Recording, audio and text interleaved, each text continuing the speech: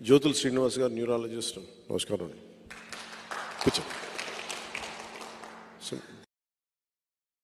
అతను రాజు గారు ఉన్నారు. మీ పేరు? మత్తాల రాజు గారు. మీది ఏ మండలం?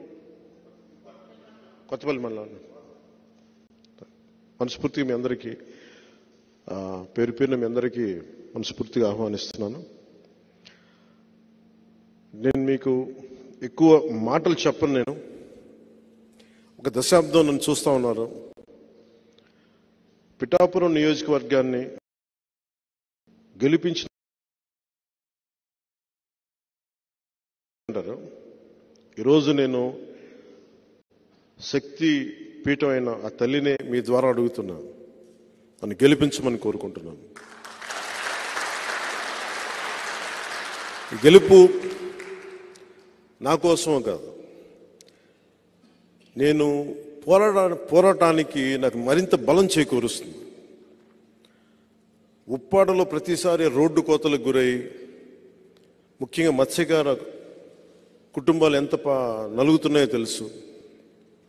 వీటన్నిటికీ, ప్రతి సమస్యకి నేను ఎక్కడికి పారిపోను. దీన్ని ఒక మోడల్ నియోజకవర్గం చేద్దాం ఆంధ్ర రాష్ట్రానికి. ఆంధ్ర రాష్ట్రానికే ఒక మోడల్ నియోజకవర్గం. ప్రతి ఒక్కరూ ఇక్కడికి వచ్చి ఇది ఎలా జరుగుతుంది అభివృద్ధి అనేది తెలుసుకునేలాగా, ఉపాధి అవకాశాలు కానీ, విద్య అవకాశాలు కానీ, వైద్య అవకాశాలు కానీ, నిజంగా ఒక అభివృద్ధి ఎలా ఉంటుందో ఒక ఎమ్మెల్యే నిజంగా తలుచుకుంటే అభివృద్ధి అనేది ఎలా ఉంటుందో నేను మీకు చేసి చూపిస్తాను. మనస్ఫూర్తిగా చెప్తున్నా. ఆర్థికంగా మనం ఎంత బలోపేతం చేయాలి.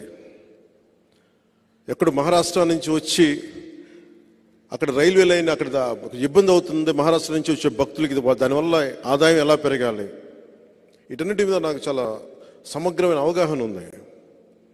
అందుకని నేను ఒకటే మాట ఇవ్వండి,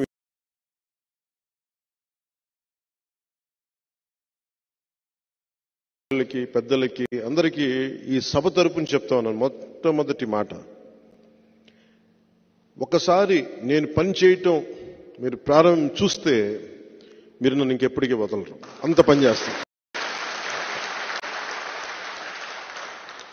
అందరినీ కలుపుకెళ్లే వ్యక్తిని, సమస్యని తగ్గించే వ్యక్తిని తప్ప సమస్యని పెంచే వ్యక్తిని కాదు. సమాజాన్ని కలిపే వ్యక్తిని తప్ప విడదీసే వ్యక్తిని కాదు. ఇంకా తప్పదు అనుకుంటే తప్ప నేను గొడవ పెట్టుకోను.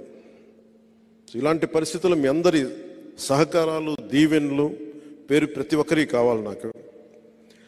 ముఖ్యంగా నేను పోయినసారి వచ్చినప్పుడు నోటాకి చాలామంది వేసామని చెప్పారు. ఆ రోజున ఆ నోటాకి వేసిన ఓట్లు కూడా ఈసారి జనసేనకే పడాలి. ఎందుకంటే నోటా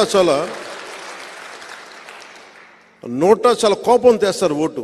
ప్రజాస్వామ్యం మీద గౌరవం ఉండి మాకు ఈ పార్టీలు పనిచేయట్లేదన్న కోపంతో నిరసన తెలియచేయటం, అలాంటి ఓట్లు కూడా పిఠాపురంలో ఎక్కువ ఉన్నాయి. పిఠాపురం మధ్యతరగతి మనుషులు ఎక్కువ. అక్కడ కడుపు కాలే మనుషులు ఎంత ఉన్నారో, ఎందుకంటే మధ్యతరగతి మనిషి అన్ని అర్థం చేసుకోగలడు. కడుపు కాలిన ఒక మత్స్యకారుడి బాధ అర్థం చేసుకోగలడు. తనకేమో పాలసీస్ ఏమి ఉండవు, తనకి చేయూతనిచ్చే పథకాలు తనకి ఏమి ఉండవు. తన కష్టం మీద తన బతకాలి, అన్నిటినీ అధిగమిస్తూ ముందుకెళ్ళాలి. అలాంటి మధ్యతరగతి మనుషులు ఎక్కువ ఉన్న పిఠాపురం ఇది. విద్యా సంస్థ